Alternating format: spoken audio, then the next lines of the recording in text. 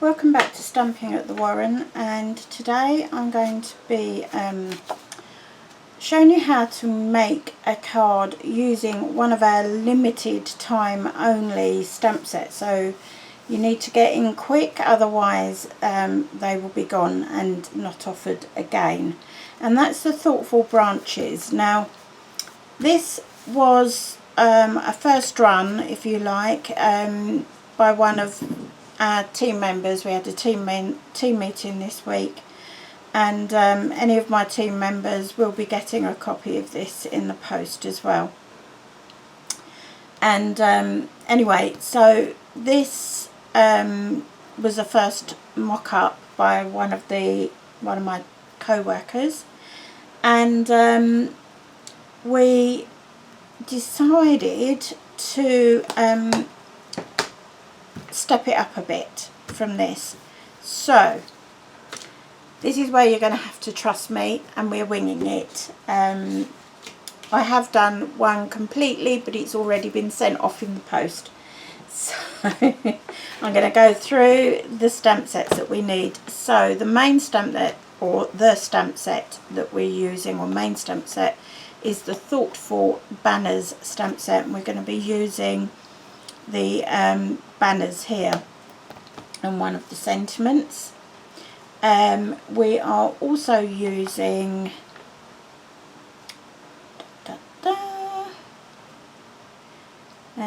it's a leaf there, this leaf here. So we're using this leaf here from the Thoughtful Branches, and this is the limited time only stamp set. It's beautiful, and I've already done one video tutorial on it using a technique, and we're now going to be doing something completely different with it. So those are the two stamp sets that we're using. You also need the Banner Duo Punch, which coordinates with the Banners stamp set, and you want the Beautiful Branches Thinlits dies. Now this is the die that we are using. This is the main one that we're doing, and I haven't taken the adhesive off of the die pack yet. So this is the die that we're going to be using, which is a whole tree, which is just lovely. So that is what we're doing. So the main technique today is, or techniques are, random stamping, die cutting, and that's it. And it's a great way to get started with die cutting because it doesn't sort of really overwhelm you. I'm also using some copper thread. I love this copper that's come in. The ink pads, now these are what I'm using. You may decide you want to do something else. I've got my Memento Black there, Tip Top Taupe, Delightful Dijon, Cajun Craze, and Always Artichoke. Very autumnal colours. We are, I'm sorry to say, heading towards the autumn time and giving thanks for what we've been given over the past year and in life in general. So there we go. Cardstock wise, you need a piece of basic black cardstock. Now I've cut everything to size today because I want to concentrate on getting the actual card put together. So this is trimmed to 30 by 10.5 centimetres. You then score through the long side at 14.9 centimetres, and that gives you that little bit of leeway to get that fold burnished really nicely, so it's nice and flat. That is your card base. You then need a piece of basic black cardstock that measures 14.4 by 10.1 centimetres. You need a Whisper White panel that measures 14.4 by 9.7 centimetres. So that would be the main panel we're stamping on. And then you want another piece of Whisper White cardstock that measures 14.4 by 10.1 centimetres. And this is to go inside your card base. So we can do that straight away. That's one job we can do immediately. And this is the panel that you would use to put inside your card and write your greeting on. And you could stamp it, and indeed we may decide to put a couple of little leaves in there. So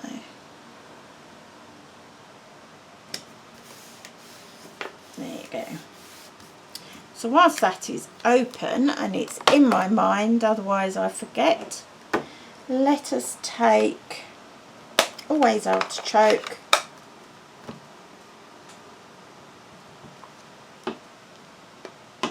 and just stamp a couple of leaves, and the same up here, and that will tie that in nicely with the front of your card. And I'll leave that open. Right, so we now need that piece of cardstock that measures 14.4 by 9.7, sorry, 14 by 9.7 centimetres. And this one we're going to be stamping on, and this is going to give us, let me see if I can find it. This is going to give us a tree when it's die cut that looks something like this. Okay, that's quite sweet. So we need to start stamping with all of our ink pads. I've got Always Artichoke there, so I'm just going to get cracking with that. And it's completely random stamping, and you're going to swap your colours, do one colour at a time. If you can get more than one stamping, so second generation stamping, my ink pads are coming up to a time where they need to be re-inked, so I need to spend an afternoon getting my ink refills out. So that's Always Artichoke. I've basically stamped it until there's nothing left on the stamp, so we can put that one away. Next we'll go with Cajun Craze. Love this colour, beautiful terracotta, very autumnal, and you will probably get 3 or 4 stampings, yeah, 4, look, out of there. You get this beautiful intense colour, and then it slowly washes out, and as it washes out I tend to use that for the edges of my card. That's the Cajun Craze. Then we want Crushed Curry, and again I've just stamped until there's no ink left on there. You just want to try and get colour in all the areas, so when we do die cut that leaf, it's looking good. And actually I think that is enough of that, so we'll go a couple of Tip Top Taupe, lovely mid minky brown, beautiful colour. And I'm just going to fill in some holes with this, and if there's anywhere around the edges that needs some stamped, I do like the edges of my cardstock to be inked up, whether you actually use a sponge or whether you just use your rubber stamps, just to go around that border, just to make sure that the edges are all coloured. It just gives a nicer finish. There you go. And that is all of that done. Right, so now what you want is that piece of basic black cardstock and your stamped panel, and then we're going to bring the big shot up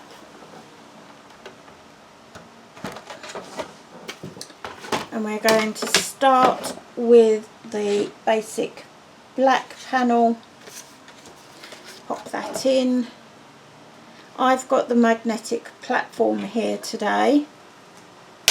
Now decide whether you want this in landscape or portrait. I'm doing it in portrait.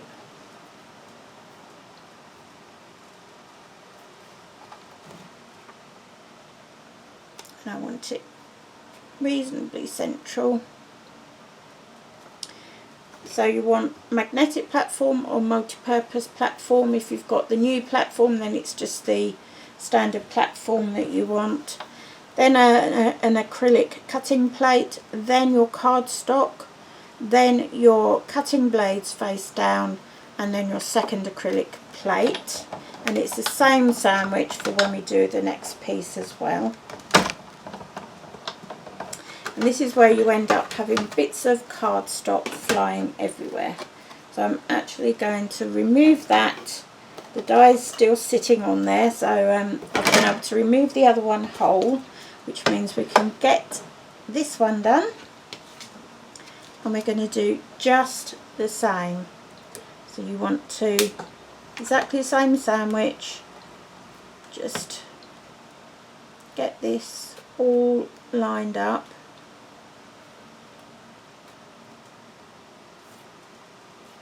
That's it, and you kind of want to be able to see a bit of every colour in there.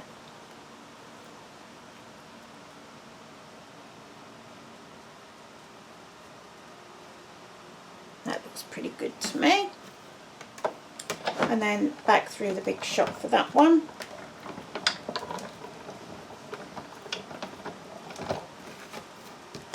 Slide it off, put the big shot down.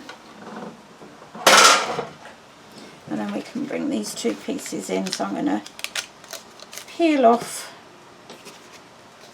the, and that's the outline that we're left with. So we're going to be using that. And now you want something to flick into. So first of all, you just want to loosen that tree up. And just in loosening it, you will find that an awful lot of the pieces of paper come out. If you then hold it in your hands and give it a flick, not so hard that you're going to rip the card, but all you're doing is loosening it all up, and the majority of all those little die cut pieces will flick out, and then any that's left, just get your paper piercing tool and give them a bit of a helping hand. You could do the tumble dryer technique, where you have a dryer sheet between the die cut and the base plate, and so when you lift it off, all those little bits stay on the dryer sheet. Maybe one day I'll show you that technique. I don't think I've done a video on it yet. But I am finding that the quality of the Stampin' Up dies at the moment are so good that it's not necessary. Right, you're going to hear some banging, and that's because nothing on this, oh, it has, I tell a lie. If your die doesn't pop out easily, give it a few sharp raps like that on your tabletop, and you will find that not only do most of the die cuts come out, but you will also get I've lost track of what I was saying now. Yeah, you'll also get a lot of the little die cuts come out, but it also loosen up the biggest die cut, so you can pick it up and get it out of the die. Right, so I've just got a couple of tiny bits there and there.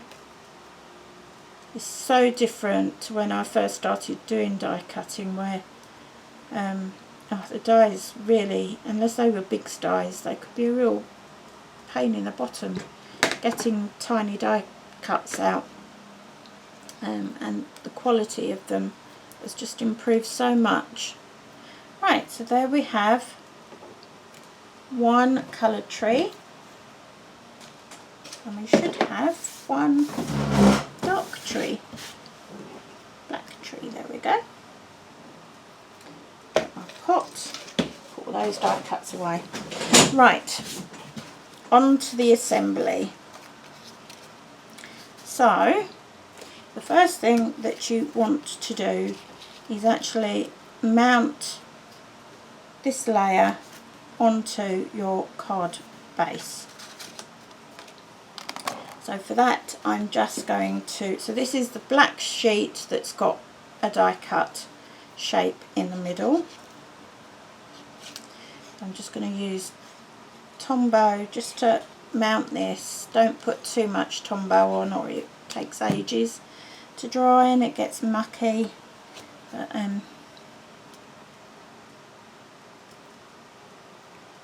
just liberal with it. There we go. Don't worry about these bits standing up, we want that texture. And you'll see it when we do the next step. Right, so that's that. Now what we're going to do is make our tree stand out. So we're actually going to offset them slightly, but there's going to be dimensionals between them. And what you will find is you either have to cut down the dimensionals, or the easier option is to use these small edgelit bits here because they tend to fit quite nicely. I'm just going to snip along here, so I've got a few to be using. Just pop them off, turn over the black one and pop a couple of dimensional bits on here, and you just want them to be nice and small, and another one a bit further up that trunk. Okay, peel those bits off,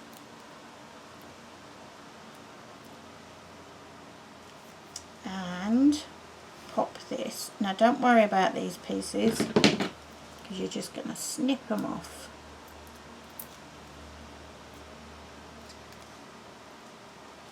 And don't forget to take them off your scissors. Let me see if I've got my paper snips in there. They always go walkabout.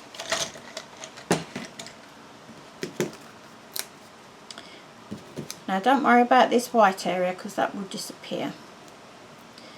Right, so just snip off any excess dimensional.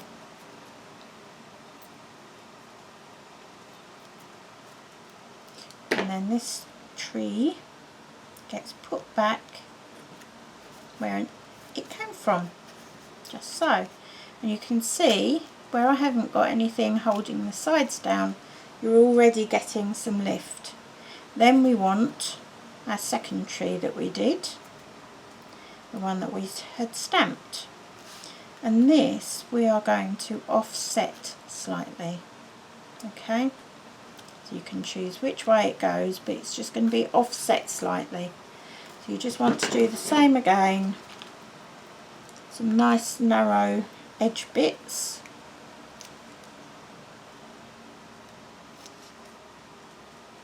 Snipping some more.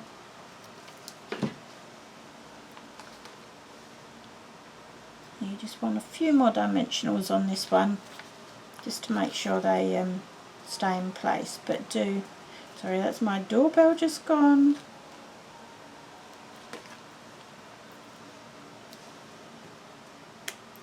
And in a minute you'll hear the dog screaming because he's trying to tell us that there's somebody at the door. My husband's just gone through the gate, so that's alright, he's in charge of that. And that's about it. So we haven't got many on there, you don't need many, so just take the backings off.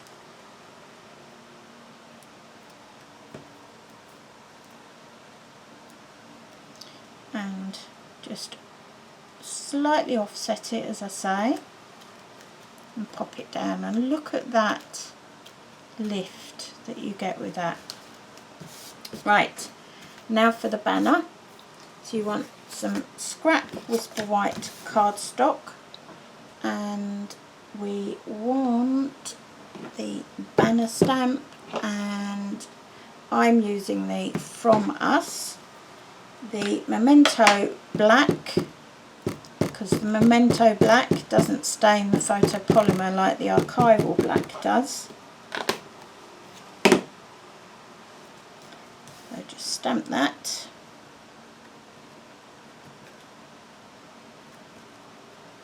There we go. And the sentiment, again, Memento Black.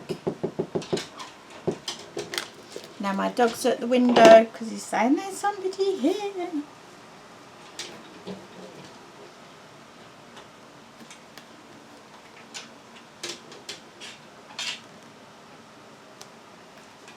No, don't like that one.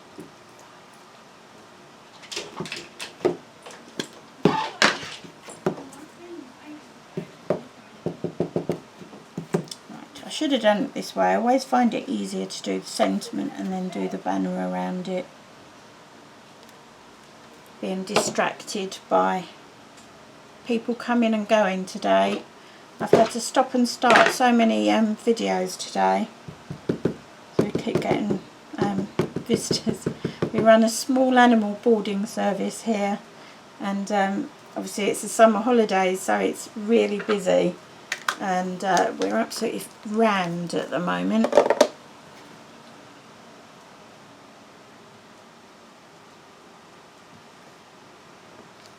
There we go, that's better, isn't it?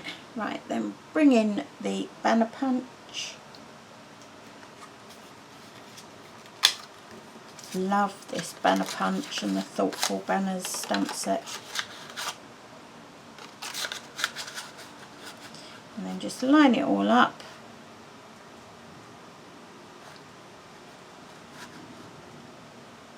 You just want to be able to see a little bit of white space around.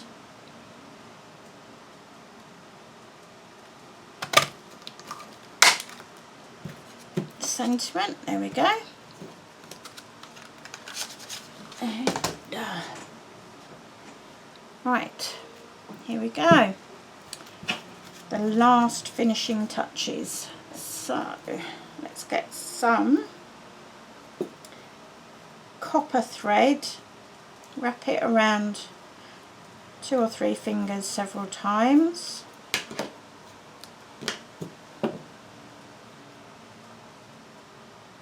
and then turn over your banner, grab your Stampin' dimensionals, put one at either end and one slap bang in the middle.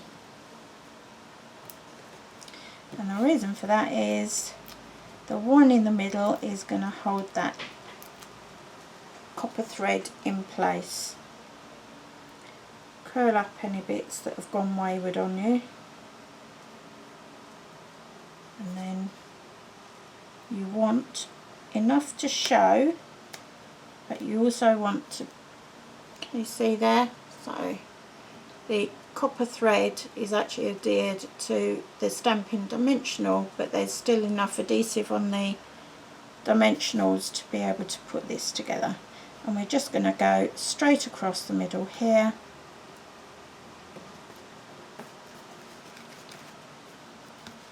And there you have your card. That's pretty good, isn't it? Pretty cool. Great for a masculine card. You can obviously change all the colours as much as you like, but for me that's a lovely card. And I do love doing things that are quite masculine, because we have a lot of men in this household and family, as you've probably gathered by the amount of masculine cards I make.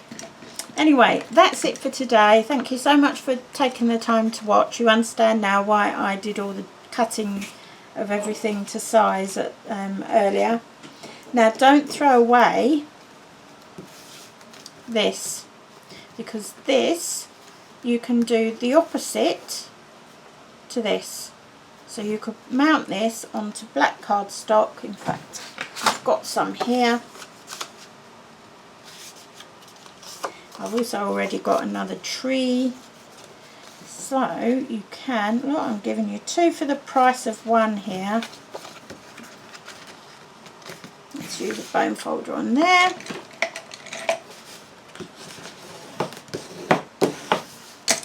Bit of Tombow.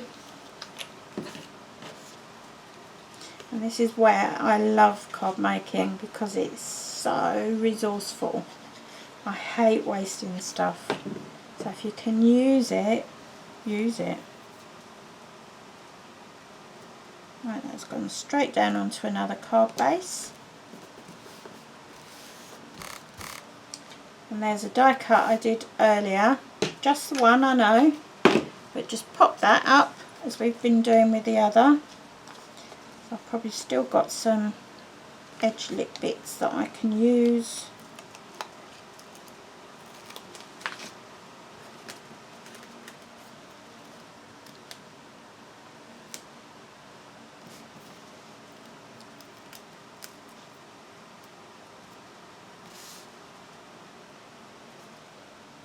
Pop that on there. And there you've got another card look. Do your banner. Job done. 2 for the price of 1. That's it for today then. Don't forget, if you want to start pinning on my community Pinterest board, start following the board, and as long as I know you have an interest in Papercraft, I will send you an invitation to start pinning. It is a Stampin' Up board, so please, 70-80% of it must be Stampin' Up products. Other companies I'm not so fussed about on that little bit, but it is predominantly Stampin' Up. And it's there because I want to be able to give people lots of inspiration of how they can use their products in different ways. The details of that is in the Show More section, along with all my other social media details. And you can follow 2 ways. Either click on the eye icon at the top right of today's video, and it will take you straight to today's blog post, or click on the link underneath today's video, and that will also take you through to today's video. Thank you very much for watching, and I'll speak to you again very soon. Ta-ta for now.